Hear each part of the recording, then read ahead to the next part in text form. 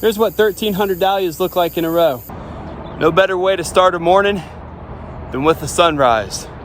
Look around me here. This is my workplace. You hear people acting crazy over top of the hill there because the interstate's right over there. It's peaceful. It's not quiet, but it's peaceful.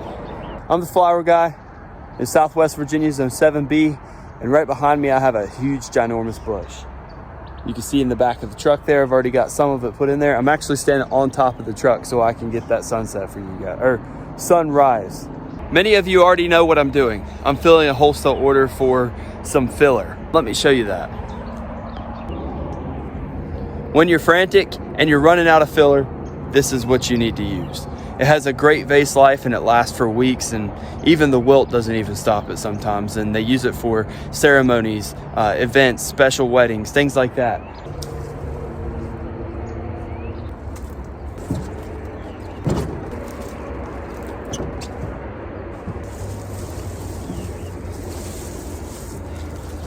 In our region, you can almost cut this anywhere on the sides of the road, but first things first, got to make sure you have permission. I'm on state land right now, and the road is just about 50 foot below me. We try not to mess around with it too much. We like to keep it real low because we can go back over to the flowers and probably cut more efficient and return on investment over there. But this is a good side hustle if you have nothing else going on as far as your crops and you need to go cut somewhere. This is a good filler for anything that you're doing.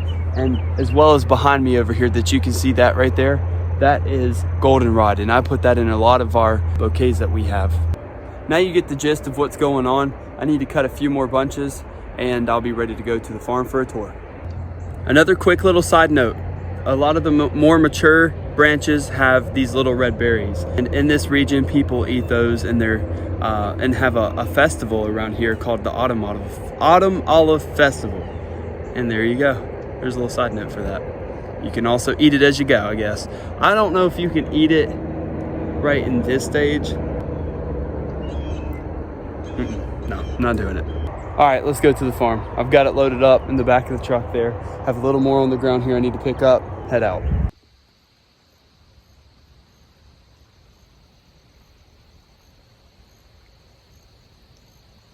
We're in business now. We're in the dahlia patch. These things are taller than me if I put the camera correctly. Look, they're way up there, probably 6 foot or so on some of the varieties. As I walk through, let's talk about the infrastructure a little bit. These things are on 15-foot centers, which what I mean by that, with the T-post here that I have, 15 foot away, there's another T-post, and it kind of bows out a little bit. You can see the strings there. These are just tomato strings. There probably needs to be more. We have 4 tomato strings tied to the inside of the T-post. Next year, we might do some permanent T-post or permanent structure post down at the end of each rows, maybe 2 and then 2, and then be able to pull like high tensile wire through with a tensioner on it on the bottom so it keeps them, going up. The strings really help with the height. Not only do the strings help with support, but they also help with height. When you start doing your propagation and pruning back, you'll understand and see that on the side shoots, when you break it out, it wants to reach farther. When you have them skinnier, they want to reach for light more. So then your stem gets taller and skinnier as it shoots up for the light.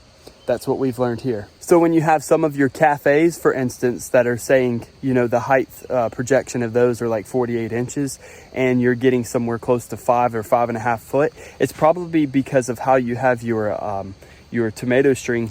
How do you have it supported? That's the biggest thing. And if you're trying to shoot them up and really bunch them in, you're going to have skinnier stems, for instance, and then you're going to have a taller stem. There's a tuber every 16 inches. So on each row, we have about a 200-foot row, and every 16 inches, we have a tuber. And it's not just one, they're probably clumped up in there. And every 3 years, I would recommend to divide, because what's going to happen to you is, let me show you.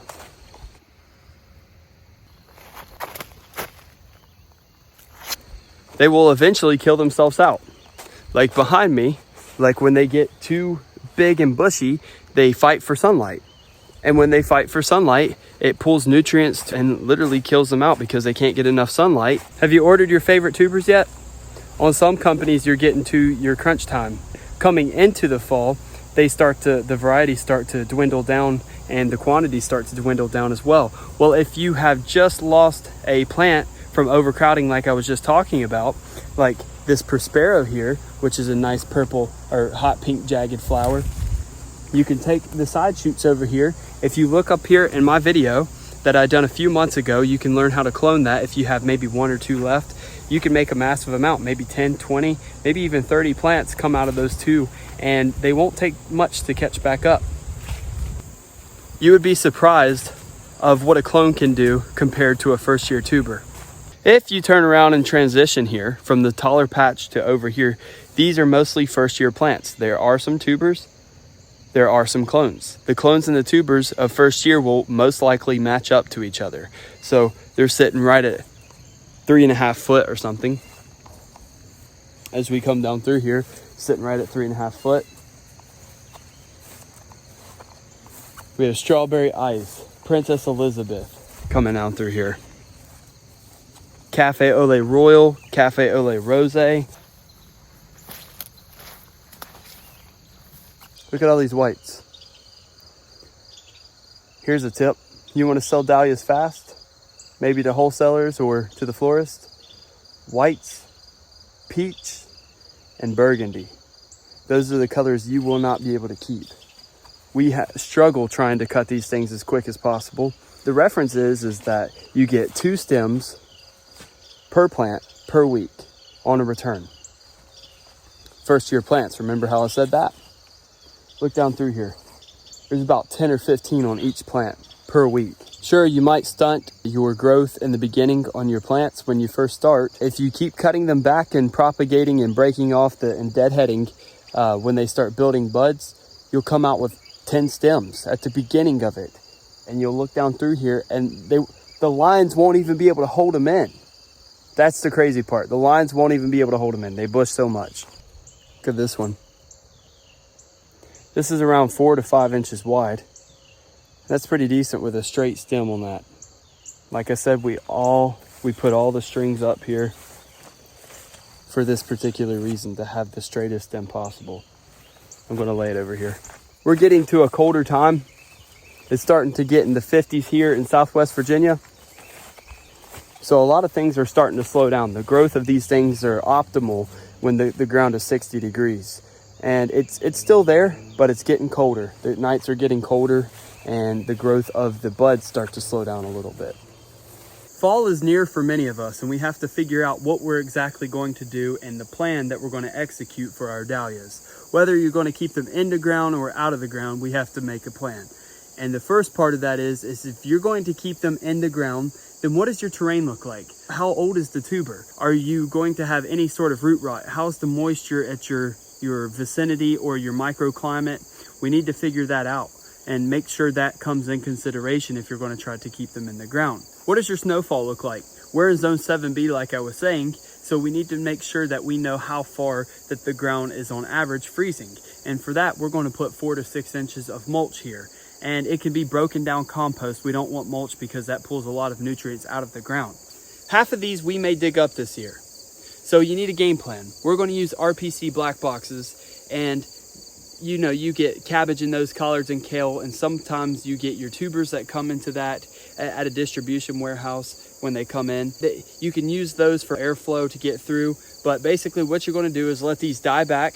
Once that happens, you're going to dig them up. You're going to then dry them out, not in the sun, but under somewhere that has indirect sunlight. Dip them in some solution of cinnamon, pull them out, let them dry out again, and then they're ready to go into a place where it's not going to freeze, like a cellar or a crawl space. You want something like that. A garage will work, but at 60 degrees, if that's what your garage is at on the cement floor, then you might have like a little bit of growth that wants to be happening. That's what we're trying to stay away from. Any type of moisture is going to cause rot.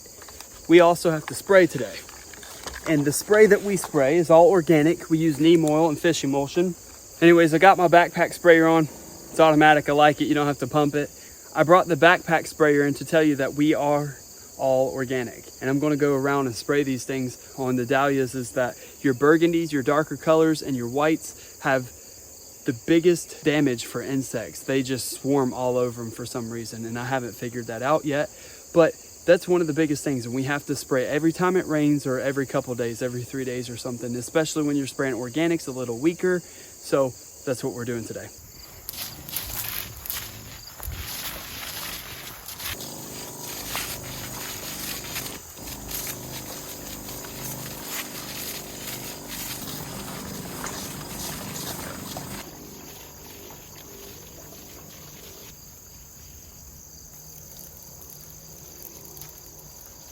It's been a long day. I cut around 51 bunches today, which is a little slow because it's been a little bit colder the past couple of days, so it kind of stunts the growth a little bit. But I did cut 14 bunches of Iliagnus this morning before I came over to here. And now I need to get home because, well, my babies need me, and my wife, she's probably got something good to eat. But it's been a long day. Please like and subscribe. And remember, if you have any questions, please ask. I would love to dig further in depth with everything. And we are building a podcast. It will be out in the next few months, so stay tuned for that. Thanks everybody who's new to the channel, and thanks to everybody who's been on the channel. We really appreciate it. And thanks for coming with us on a garden tour. One last thing, be looking for next week's video, because we will be showing some of the things that pulling up the tubers, maybe digging them up, or starting on our cold crops over at our house. You don't want to miss that.